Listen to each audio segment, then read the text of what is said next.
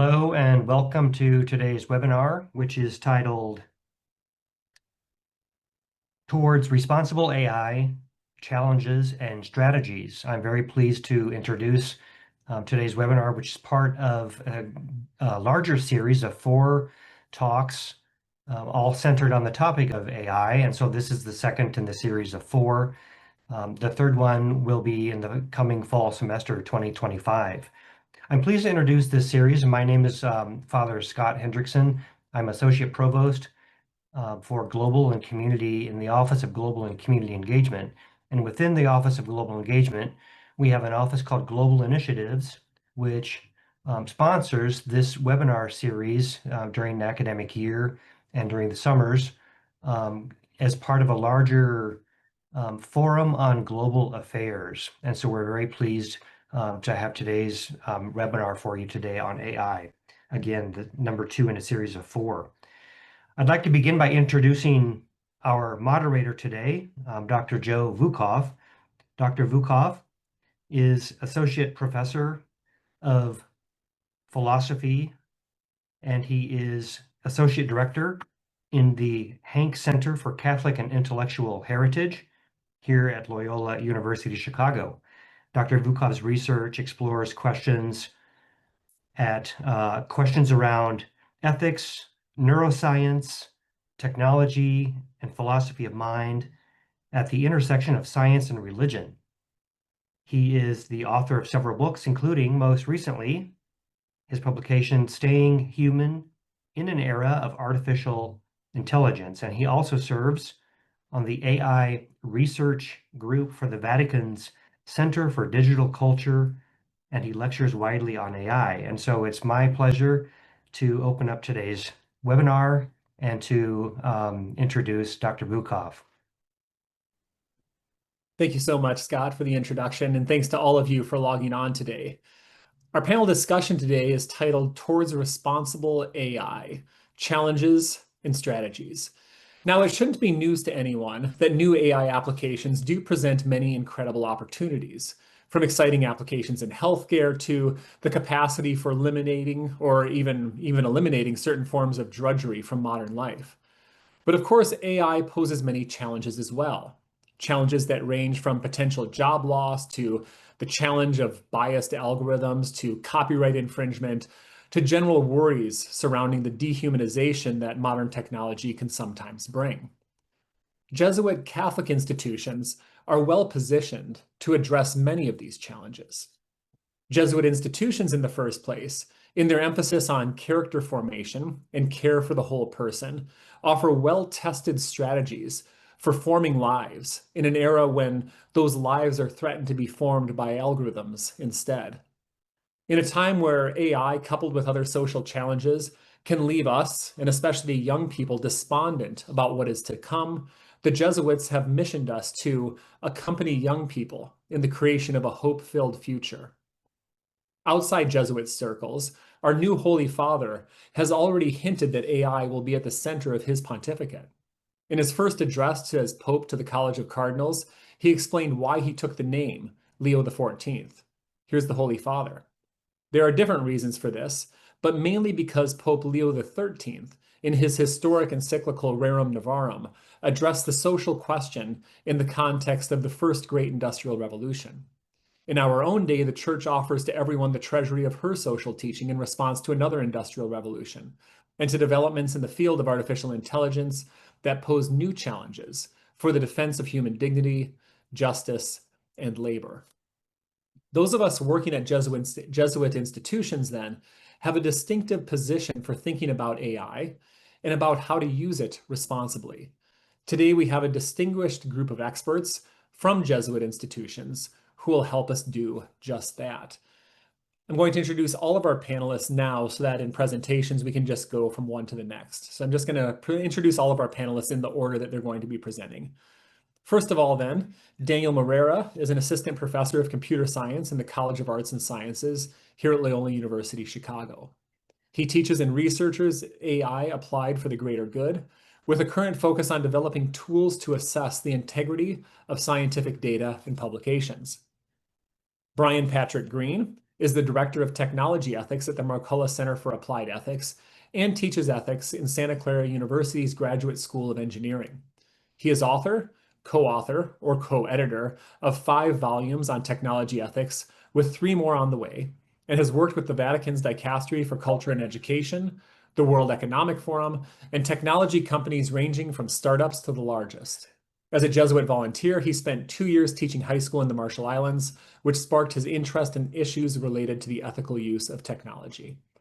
And finally, we'll hear from Florence M. Chi, who is Associate Professor of Digital Communications in the School of Communication, affiliate faculty in the Department of Computer Science, and Director of the Center for Digital Ethics and Policy here at Loyola University, Chicago.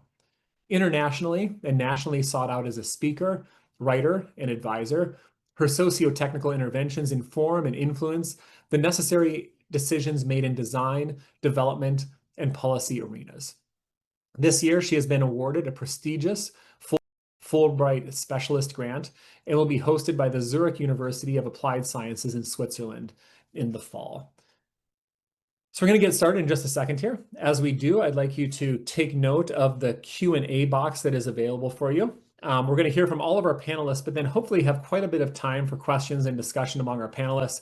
So if you think of a question as you're hearing the presentation, feel free to post it there. Again, we won't get to it until after all of our panelists have gone, but you can feel free to post questions that you have in that Q&A box whenever you want. So without further ado, I'm going to turn things over to Daniel, our first panelist. Thank you. Let me share my screens. I have a couple of slides that I'd like to go through that will help me to bring the messages or, the things that I'd like to highlight today. So I'd like to start with explaining or addressing briefly how machine learning works, because as we have as our main topic AI. So machine learning is actually a subfield of AI. And nowadays, it's the dominant paradigm, to the point that when people claim or they say they're using AI or doing research on AI, they're actually doing machine learning. And I'd like to briefly explain how machine learning operates, because many of the issues that we have with the usage of AI, the challenges, their source is related to how machine learning operates. So what you're seeing here on the left is the traditional programming paradigm of working with computers, where you have the input data that you want to process, and then a programmer or a developer writes a recipe, a program in a programming language, and this individual knows exactly what are the steps that should be applied by the computer on the input data to get the output, the expected output. But in the case of machine learning, on the right, what happens is that we do what we call data-driven programming, and it's related to the problems that are so complex that we have no idea what is the set of recipes that we should apply to solve our problem. So in these cases, what we do, we feed the computer with input data and the expected output data, the training data that we call usually the training data sets. And then we let the computer leverage math and statistics and pattern analysis to come up with a program that hopefully will solve our problems. So in this case, it's a different way of addressing the problems. And in this approach, the one important feature is actually the samples that we provide to the computer to learn how to solve the problem. What means that if you take a simple problem, then nowadays we have computers that they are super good at doing this task. If you provide a picture and ask the computer to describe what are the objects that are in the picture, computers are good at doing these, and it's thanks to machine learning. And what happened for this to be possible is that we had several people invested several hours of their time looking at hundreds of millions of images and just really annotating the images and registering what are the objects that you have in these pictures. So this is only one example of where AI is applied, where machine learning is applied. And we relied a lot on the amount of data, on the annotations for having this solution work. And the way it works, once you get your machine learning program as the output of how the computer should align the input with the examples as the output, what happens is that when you provide pictures that have cars or buildings, in this case, or fruit or cats, the machine learning program will be able, hopefully, to generalize and give the labels of the things that are present in the image. So we solve these things with machine learning. The problem is that sometimes, let's say if that I provide to this machine learning program, this picture that you're seeing here, and by the way, this picture is a Amazonic fruit that's called guaraná, and it's not common that you have this fruit in many of the data sets that are used for training machine learning programs. So what happens in this case is that probably when I present a guaraná to a typical machine learning program to classify what's being depicted in the image, it might fail. It might say that you have here bugs or eyes. And yeah, that's part of, the limitations of relying on data to train these models. And to be honest, even if you take into consideration the annotators that have in the past annotated this data or will annotate, and if you take, for example, now the company Amazon's Mechanical Turk, that is the service that they have with workers for annotating these data sets for training machine learning solutions. Most of the workers are from US or India, so there's a high chance that they won't even know what is a guarana. So my point here is that when we rely on AI, when we rely on machine learning, we have to mind that these models, they are limited by the data that we are presenting to train them, and they may also be limited to the ignorance or lack of knowledge of the annotators. So we need to be careful and remember these things when using these models. So many of the sources of machine learning misuse and abuse that I want to start to, as my first contribution to this panel today, I'd like to bring what are the things that we should mind to avoid misuse and abuse. So let's start with machine learning misuse. The first thing that we should mind when using these things is to mind the diversity of the training data and of the annotators. Otherwise, we may come up with solutions that will not work for everyone. So what you have here is an example that happened several years ago. It was a laptop that was just shipped with a webcam that should track the face of people as they show up in front of the computer. And as you can see, it can track the lady's face, but then when you have the guy, it doesn't work. And the issue here is that because he has darker skin. And what happened at this point probably is that when they were training this solution, they didn't consider or didn't provide underrepresented groups for training the solution, what limited the action. So we need to mind the diversity of the data they're representing. At the time, this was portrayed as something funny, but actually, if you think that nowadays we are relying more and more and more on AI to do important applications like defining if you should get an insurance or a loan or a mortgage, we need to make sure that these solutions are not just reproducing the issues that we have in our society. We have to make sure that we are developing fair systems, and this will not come for free or automatically. We need to think about these things and we need to mitigate them. Another thing that we need to mind when we are doing machine learning is minding the bias that we have in the training data and on the annotators. And here's a typical example for one task that is everyone uses every day, translating text to other languages. So if you use, this is an actual example for ChatGPT. If you provide on the left, for example, a text in English that says, the nurse gave me medicine in the morning, and you ask to translate it to Portuguese, which is a Romance language, ChatGPT will output, a enfermeira me deu remédio de manhã. So the beginning, a enfermeira means the nurse, but not every nurse. I in the beginning is a definite feminine article. That means there is a female nurse. And what means that the tool has a preference for translating this to the female nurse. And I actually asked it to generate the icon that you're seeing here on the left. And it generated, I would say this is a woman as a nurse, probably.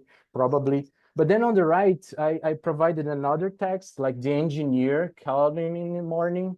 And when I ask it to translate to Portuguese, it translates to o engenheiro me ligou de manhã. So o means that it's a female engineer.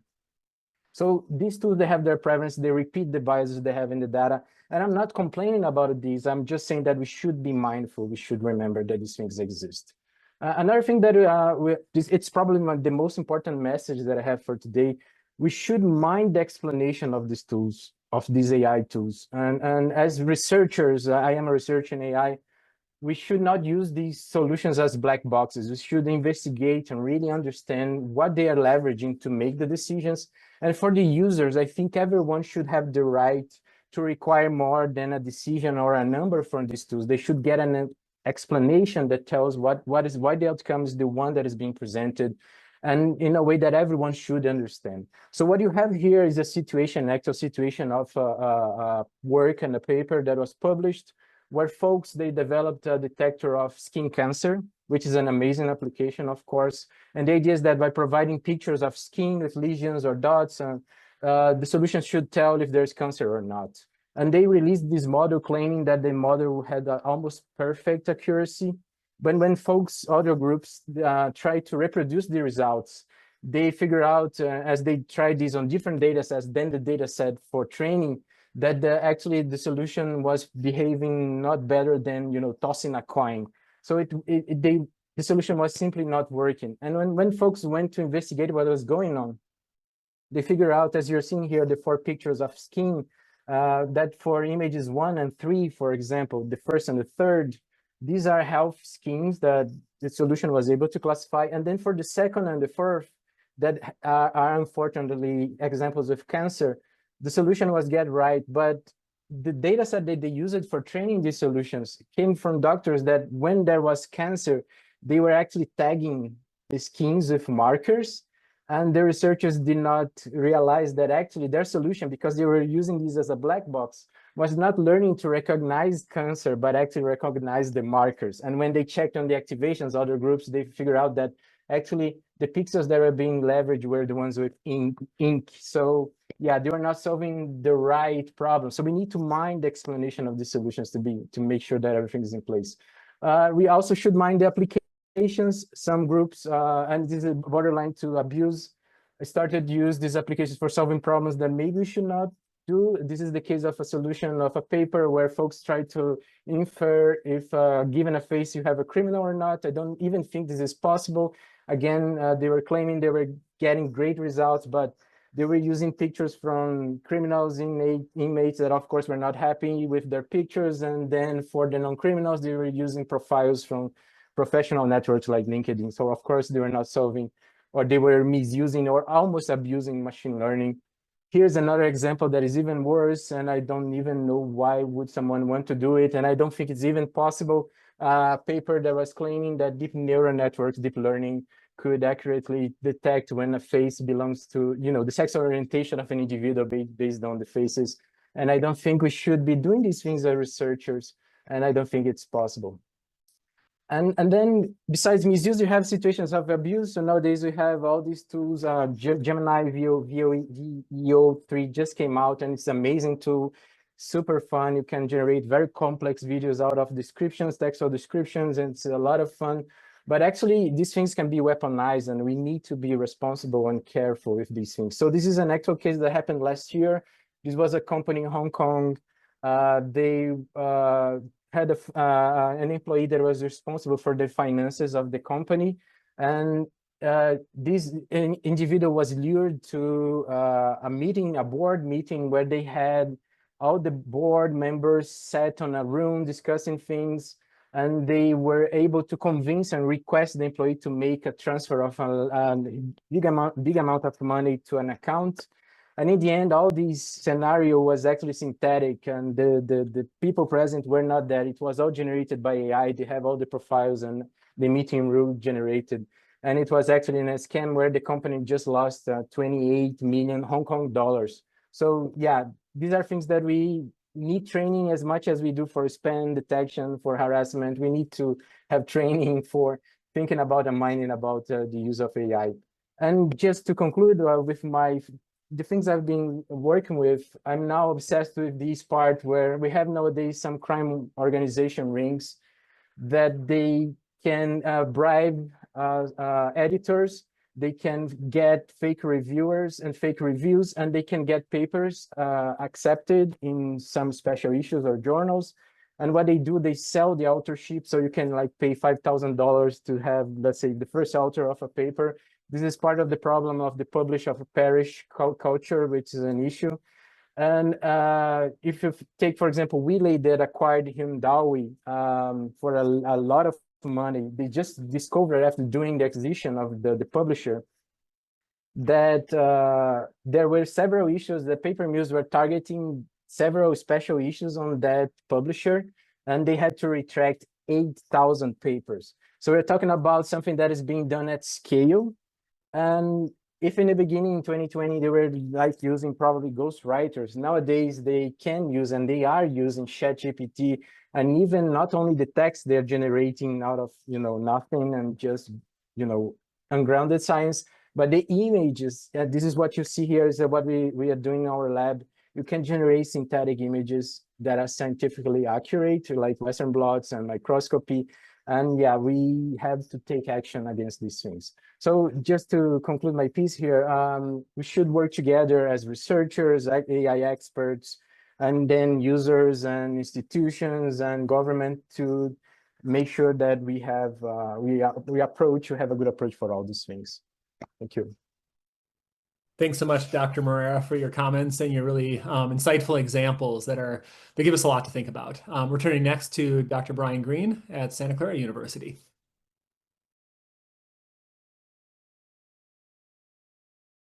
All right. I hope you can see my screen.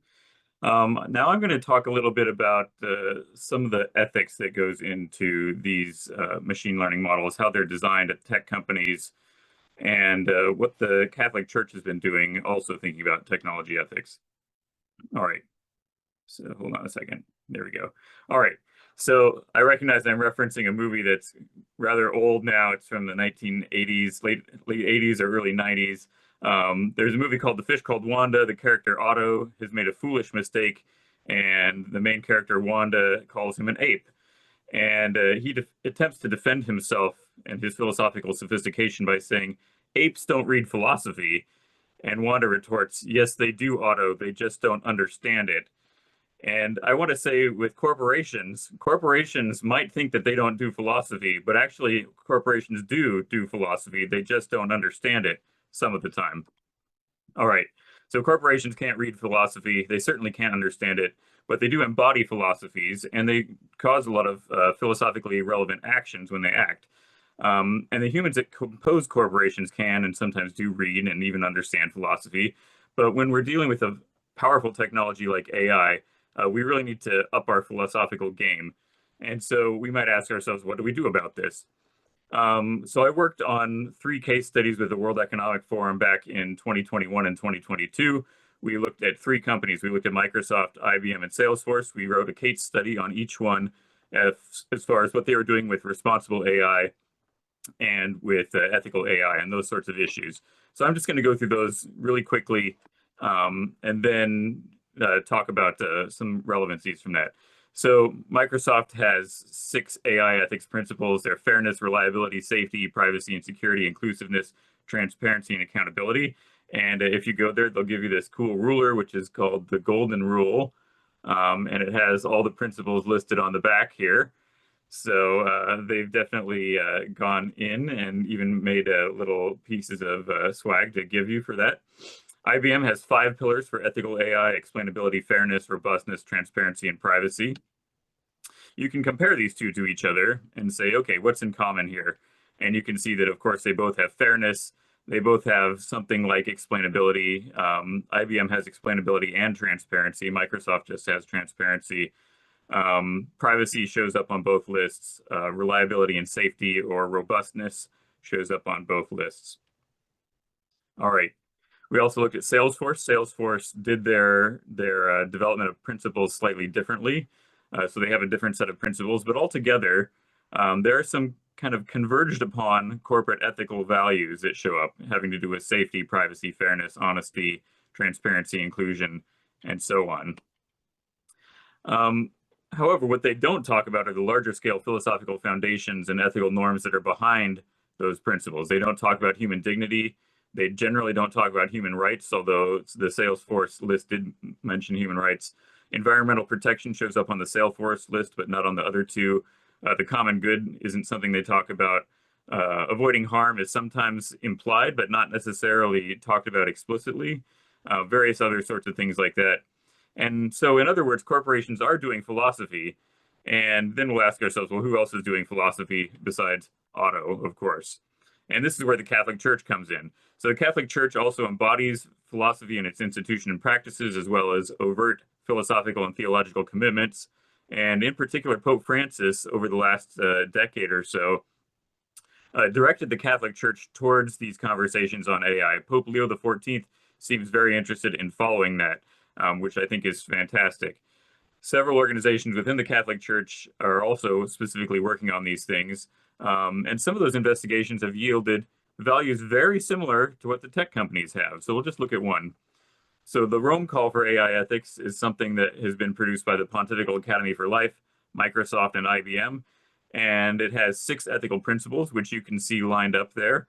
And you can see that they are exactly the same as Microsoft's principles. And you might ask yourselves, this looks kind of funny. Who is writing this list? Was it the Pontifical Academy for Life or was it Microsoft? And we can ask that question, but we can also say to yourself, well, is that necessarily a bad thing?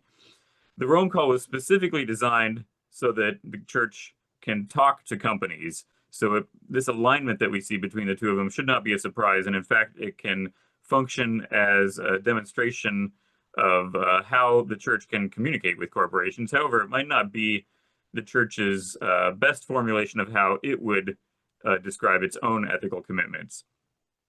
But just to say, it's worth mentioning at this point, the church doesn't have problems with these secular values. They're just not the fullest development of these things. So we might ask ourselves then, what is the fuller form? And you can look at Catholic social teaching. Once again, going back to Leo XIII with Rerum Novarum, it's been going on for over 130 years now, this Catholic social tradition. And in this list, this just goes up to Pope Benedict, but of course, Pope Francis has also written a lot of stuff that adds to Catholic social teaching, and he's developed it specifically towards technology and AI. Technology is a theme throughout all of the Catholic social teaching documents, so much so that I think we can refer to Catholic social teaching also as Catholic technology teaching, and that becomes much clearer over time that this is Catholic technology teaching. Specifically, if you look at Laudato Si, for example, there's a whole chapter on technology. All these addresses from Pope Francis are either themed around technology or specifically artificial intelligence, all the way up until January of this year, when the Dicastery for the Doctrine of the Faith and the Dicastery for Culture and Education issued a document together called Antiqua et Nova, which is the most developed form of Catholic teaching on AI up to this date. All right. This is a picture from 2019. I like this picture because it has Pope Francis on one side and it has me over on the other side there looking very happy to see Pope Francis in this picture. So this is from a conference. I'll say a little bit more about it. So the Vatican has multiple initiatives on AI. As I just said, the Pontifical Academy for Life has the Rome Call. The Dicastery for Culture and Education has been doing a different path. It's been engaging academics around the world to talk about how these AI issues relate to society. The Pontifical Academy of Sciences has come at it from a more science perspective. The Minerva dialogues are with tech leadership, and there are more than that. It's hard to get a grasp of how many different things are happening at the Vatican because it's very decentralized in some ways. So I've worked with the Dicastery for Culture and Education, and before that, the Pontifical Council for Culture for 6 years on both of its main AI initiatives. One of them is talking about operationalizing ethical thinking in industry, and the other is on the academic study of AI and its impact on individuals and society. So on the industry side, we have a book that we published called the iTech Handbook. It's a free book available on the Markkula Center website. It's also available everywhere else on the web, because as soon as you give away something for free, somebody's going to grab it and post it on their website and give it away too. Basically, this initiative started because there were Catholic folks in industry who wanted to do something. And so we decided to do something. We published this book. And there are many organizations who have looked at it. All right. On the academic side, we have 2 volumes so far, a special issue of the Journal of Moral Theology and a book called Encountering AI, Ethical and Anthropological Investigations. There are 2 more books on the way on AI and education and AI and freedom, and all these books are freely available. All right. So just to kind of summarize quickly, the ethical values that show up in the Catholic documents tend to be at a deeper philosophical level, having to do with human dignity, rights, common good, the priority of ethics over technology, which is not something that a technology company is generally going to say, but the Catholic Church definitely says it, that ethics comes first. Some technologies should not be made. And so we can look at these and say, What's going on here? Why is this convergence happening? There's a cynical explanation, which is that it's a public relations move on the part of technology companies. They just want to look like they're doing something popular. There's a shared cultural origin explanation, which is that corporations and the Catholic Church come from the same culture, and so they overlap for that reason. But it's not just these places that these values show up. If you read the Beijing ethics principles, they look the same. If you look at the UN Universal Declaration of Human Rights, there's similarities there too. And so we might wonder if there's a pragmatic explanation, which is that this is just how ethics works if you're talking large scale and long term. And so that brings us to another kind of facet of Catholic tradition, which is the natural law or natural rights ethics discourse. Natural law roots ethical norms in human nature. It's drawn from Hebrew, Greek, and Roman culture, of course, translated through medieval and modern natural rights discourse, and then to the secular human rights language. And it still shows up in a lot of naturalistic ethics that's presented today. And basically, the idea is that because humans all share human nature, we can expect ethical similarities across all human societies. And so what explains this, once again, there's kind of implicit commitments or universal ethical principles that show up under there. But we might ask ourselves, have we really thought about this deeply enough? It's one thing to describe the situation. How should this be really? How ought things to be? And so if we ask that question, then we might ask ourselves, should the church and international corporations agree on these things so easily? Perhaps there's something missing. Maybe they've all missed something. And furthermore, if we have practitioners on one side and theoreticians on the other, we might wonder if they're even talking about the same things ultimately. So the solution to that, of course, is more talking about this. Let's actually find out if we're talking about the same things or not. And this was a huge emphasis in Pope Francis's pontificate, which is just get people talking to each other.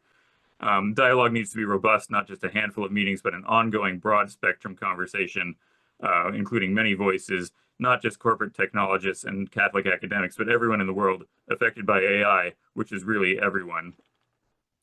And so I got a couple slides here. I'm not going to go through them in detail because there's too much to say, but there are a lot of things that are already being done to facilitate these conversations. So working with religious people in the tech industry, for example, talking to non-religious people in the tech industry who are leaders, academic engagement, multi-stakeholder participation, science and religion dialogue, educational emphasis on technology, ethics, and religion.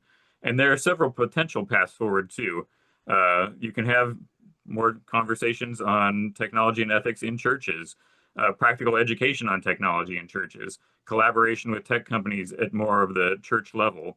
So that's coming from the religious side. Coming from the corporate side, corporations are actually really interested in religion in a lot of ways right now. So there are faith-based employee resource groups, which are helping to promote ethics in those corporations, encouraging tech workers and ethics professionals to work on these sorts of issues. There are corporate chaplains, which is something I learned about a few years ago, and I was very surprised to hear that they actually have clergy members on staff of some of these companies who work with their employees. Corporate engagement with religious communities, corporate leadership seeking guidance from religious leadership. So this happens more than you might expect. If you have, for example, a Catholic CEO of a company, they might talk to their priest about the problems that they're having. Multi-stakeholder networks, once again, and then potential paths forward. Corporations can talk to a religious group regarding tech impacts, like how is technology affecting you right now, and then also corporate promotion of science and technology education in churches. So the answer is that corporations and churches both do philosophy. There are many corporate initiatives aimed at these sorts of things, but they largely focus on education right now. So education everybody likes, but I would say it's time for corporations to do more. It's also time for the church to do more. There are lots of opportunities out there to engage in these sorts of issues. All right, thank you. Thank you, Dr. Green, for your comments. We'll turn last to Dr. Chi. Before we do that, I just wanted to mention briefly one more time that if you have questions as they come up, you can put them in the Q&A box. So you can obviously save your questions for later, but if you have questions as you're listening to our presenters, feel free to post them in the Q&A box whenever you want. Dr. Chi.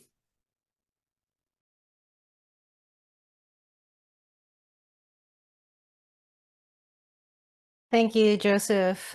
So in terms of intention, it is my intention to show the interface view of the PowerPoint. So hopefully you all are seeing that as we go along. And if there's any problems, please let me know. But yeah, thank you for the invitation to contribute to today's event. I'm honored to be in conversation with my fellow panelists today.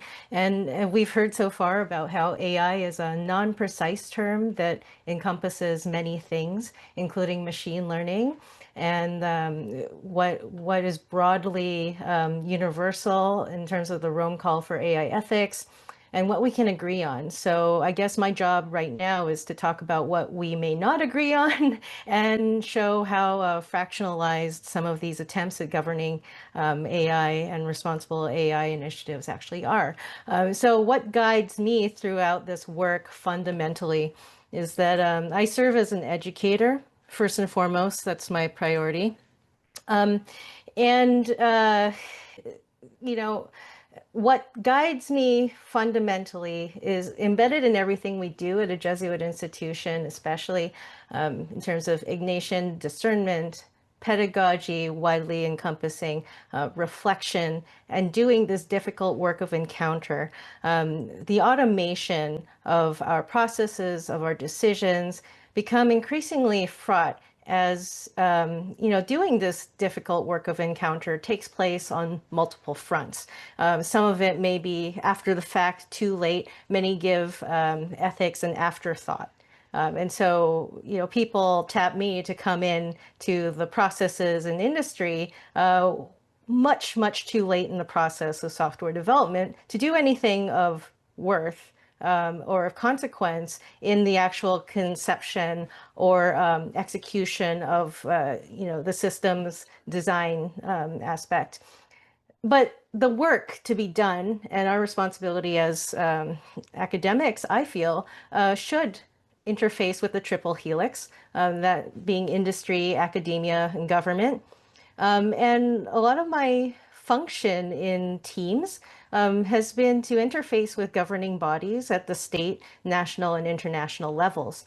I've started to bring priorities to bear, even the ones mentioned in the Rome call for AI ethics, to the table, especially the broad categories of ethics, education, and human rights. My work is kind of tries to do what pasteurization did for food, but looking at AI systems. So global attempts to regulate AI in terms of ethics, policy, and human rights. Namely, these technologies don't exist in a vacuum. So the AI the data used to train AI models are created in everyday contexts of humanity in all its forms. And generative AI is especially important to remember. It's a language model. It's not a knowledge model. It doesn't encompass the sum total of humanity, what we know about it, everything we can experience. And so when we look to the data sets that train AI, we need to be aware of its limitations and work towards expanding some of those limitations, what it can do for us, but be fully aware and AI literate as I try to advance in what I teach. Generative AI is when we do seed our decision making to AI, and we often do when we let it summarize what actually happened in a meeting, for example, when we don't see the dirty looks, when we don't see the text, when we don't see silent crying, there are a number of foreseeable problems in the incompleteness of data in the binary. Now it's coming out that even saying please and thank you costs an exorbitant amount of resources, energy, water, which equates to money for companies like OpenAI. These are of extreme consequence. But does that mean that we should stop with everything that makes us cultural creatures? To dispense with the pleasantries, politeness, little things that smooth out the edges of life in the interests of innovation and so-called efficiency. We must consider these dimensions in our rush to adopt and make ourselves and systems dependent on these technologies. So I'm going to talk a little bit about some projects that are ongoing Here in the slide I'm sharing is what I call predatory inclusion, and that's the inclusion of data from those who cannot consent, namely vulnerable populations in their homes, their spaces and places of work, and in between. Things like these newly emerging factors, ethical games, working with specific groups in industry and government to figure out incentives for engaging in ethical practices. So these vulnerable populations are noted in documents such as the World Health Organization definitions on who is vulnerable. So I won't belabor that, but I'll just point to you some of the processes that I try to draw attention to in governing AI. So we've looked at ethics and morality, and we have a lot to offer there. Policy and guidelines are a little more murky. And then they go to law and rights in respective jurisdictions. And certainly, as you've heard, there's no lack of policies and guidelines that, I myself have been involved in helping to draft in these international organizations. However, with laws that have teeth, such as found in the EU AI Act, they're already out of date in many cases. And so this is an ongoing issue. The Code of Ethics for the Game Industry. This is an effort to make games more sustainable, more ethical in practice in its design and publishing, from cradle to release, and everything that happens after, we know. Which is to say that when we're trying to make folks literate in AI, what does that mean, right? Does it mean one laptop per child? We know how that went, right? It doesn't really equate to a full awareness of what is on order here and the challenge before us.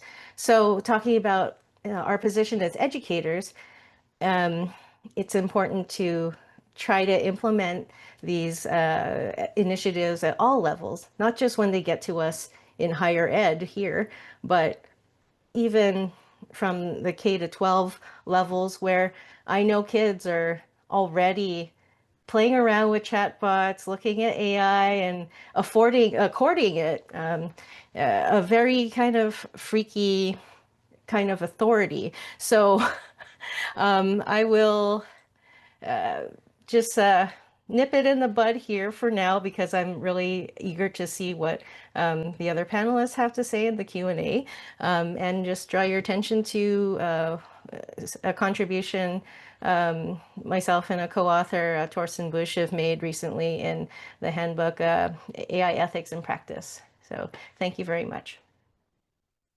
Great. Thank you, Florence. And thanks again to all of our panelists.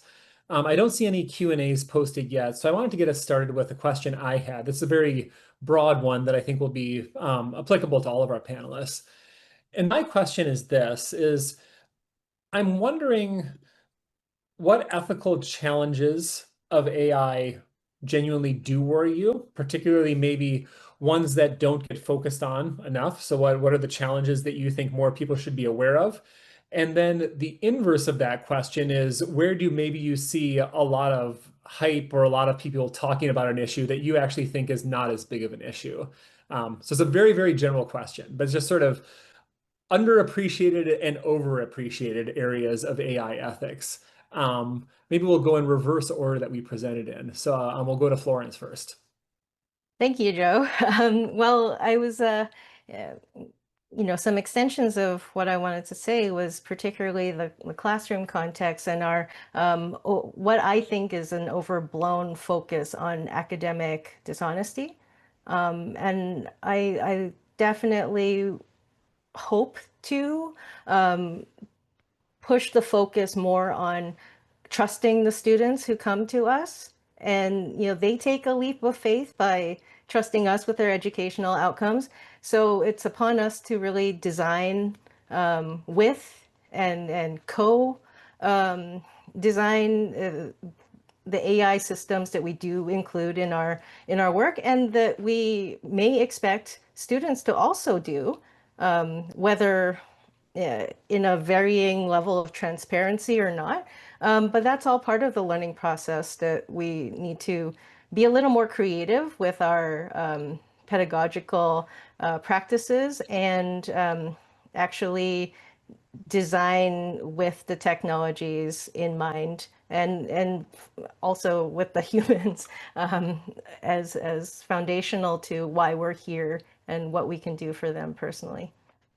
Thank you, Florence. Yeah, I've had the same reaction, that I think as academics, a lot of times we think our own arena in which we most often are working in has got to be the area that we talk about the most, right? So we worry so much about academic integrity and our students using it, where I really think, as you said, I think in many ways it's an opportunity to rethink what our role is as educators, how to educate our students in AI, and in usage. And then I think especially in Jesuit context, there's models for doing that. There's trusting our students, approaching our students as whole people.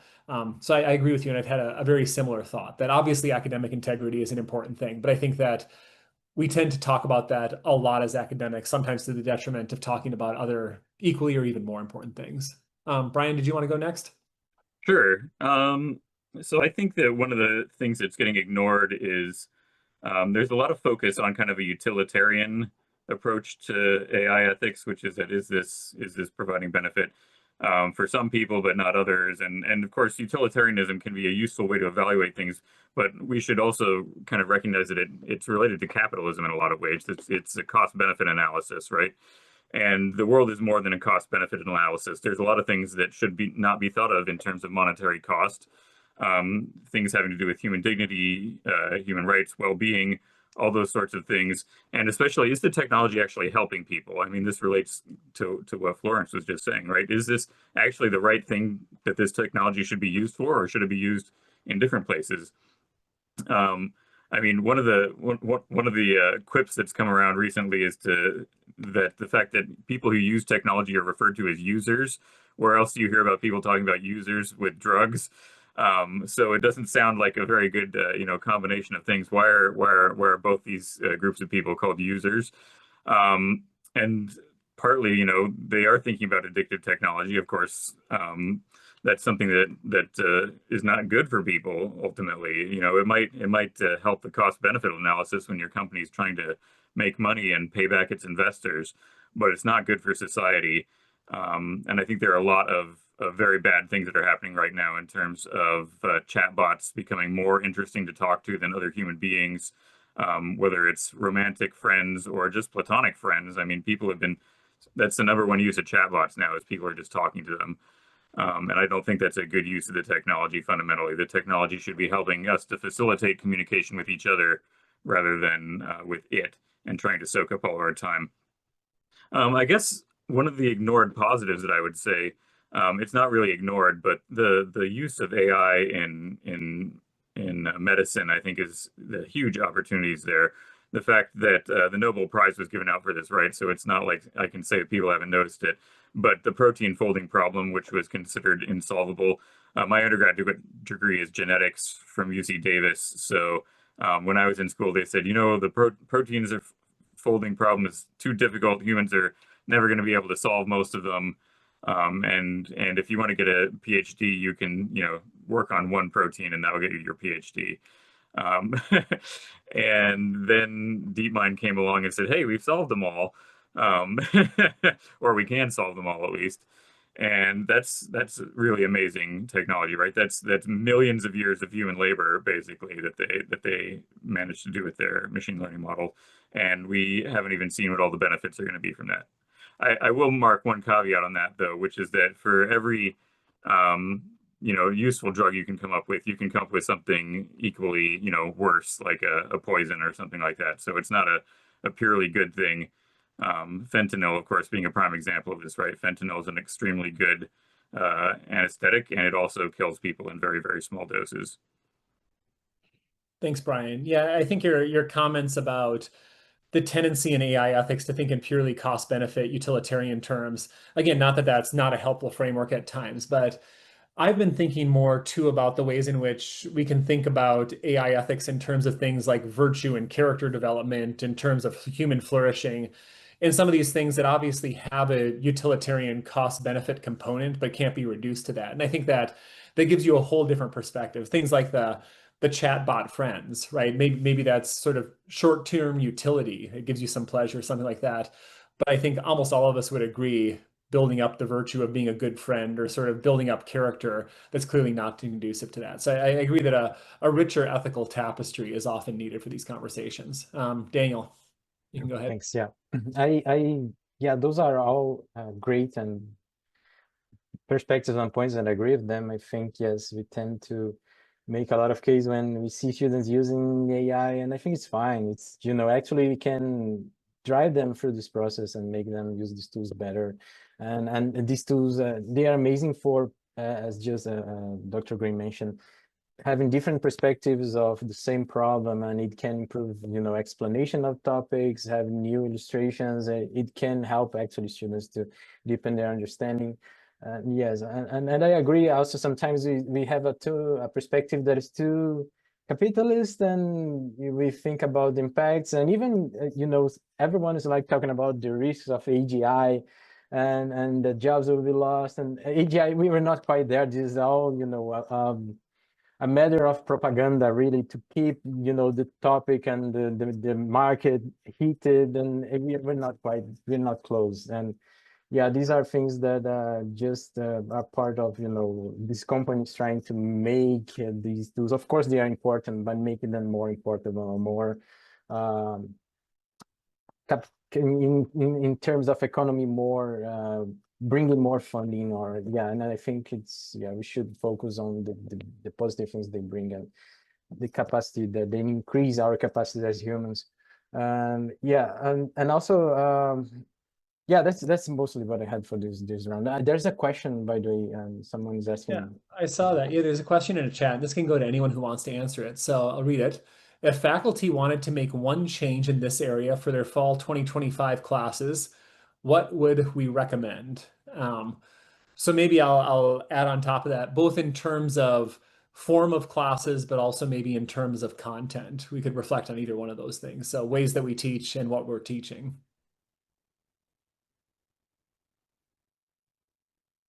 I know some folks are bringing back blue books where we used to sit butt in seat and write an answer in said blue book. And it would be a very fraught experience, especially given what we know from disability studies for accommodations that we currently make for students who don't necessarily take those kind of tests well. So I wouldn't necessarily want to retrieve the blue books as an answer to AI and the practice of banning AI.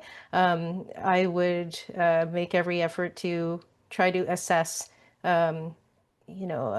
accomplishment of the learning outcomes in various other ways. And we have many other tools, technological or otherwise, to be able to determine whether or not the stated learning outcomes of a course have been achieved. And so to make sure you're clear on that when designing your course.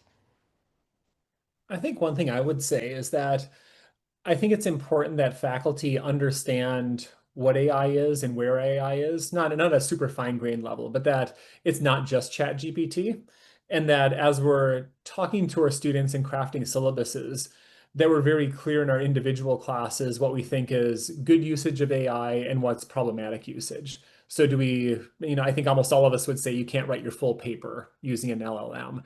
But what about brainstorming? What about outlining? What about editing prose? Is that allowable? I think there's room for debate and difference even among faculty and how we answer that. But I think one thing that really frustrates students is where there are different standards among faculty, and we haven't made it clear what those standards are. So what's allowed in one class isn't allowed in another, but neither has made it explicit. That can be very frustrating. That's a very practical level thing. It's syllabus language that very clearly reflects what you as an instructor want to allow and what you don't want to allow, thinking carefully about all the different ways in which you might use AI in a class. The second is I wanted to pick up on what Florence said earlier about trusting our students. I think that all these questions about academic integrity have really sown distrust among faculty and students know that we think they're using AI all the time, and maybe we are, maybe we aren't, but that's the atmosphere that class has gotten. And I think that we need to really work explicitly in ways that maybe we haven't before in showing our students that we trust them, in building a space of trust. And I think that's going to go a long ways, even though it's impractical in some ways. I think creating that space of trust in the classroom is going to be increasingly more important. Daniel, I don't know if you want to go next or I can go. Yeah, please go ahead. No Okay. worries, yeah. Yeah, I'll just say one change that I made in my classes is I have oral exams now instead of essays. I teach graduate engineering students. They're more likely to need experience doing a job interview at that point, right? Rather than writing an essay. They do need to write things, but by the time I get a graduate student, if they don't know how to write, I don't know how much more I can help them at that point, right? That's hopefully something they've learned before then, but they definitely need the job interview experience. And so talking to an authority figure who's evaluating them is stressful for them, but it's good stress, right? Hopefully after that happens, they're better at that kind of conversation. The other thing I would say, and of course, not everybody can do oral exams. I totally recognize that. It's great that I only have 30 students in a class. It's something I can do. But if you're teaching 300 students, it's really difficult. All right, other thing. As you're teaching your materials, think about whether you're looking at a weightlifting problem or a forklift problem. This is a metaphor that Jordan Wales, who's one of our friends who's involved with academic research groups with the dicastery, came up with. And he said, the point of going to a weight room is to lift weights. You don't bring a forklift into the weight room in order to lift the weights for you and say, look how strong I am. I can lift 1,000 pounds because I have a forklift here and I'm just moving the knob back and forth, right? There are certain problems in the world that are forklift problems and that you need to use technology to solve. But there are other problems that need to be solved as a human being, as an individual. You need to have a mind that is strong enough to be able to handle that problem. And so as you're looking at your syllabus, think to yourself, is this something where I'm trying to make my students stronger in a particular way? In which case you need to keep it in there. Or is this a problem that's actually a superhuman problem that humans need technology in order to solve? In which case, teach them how to do that also.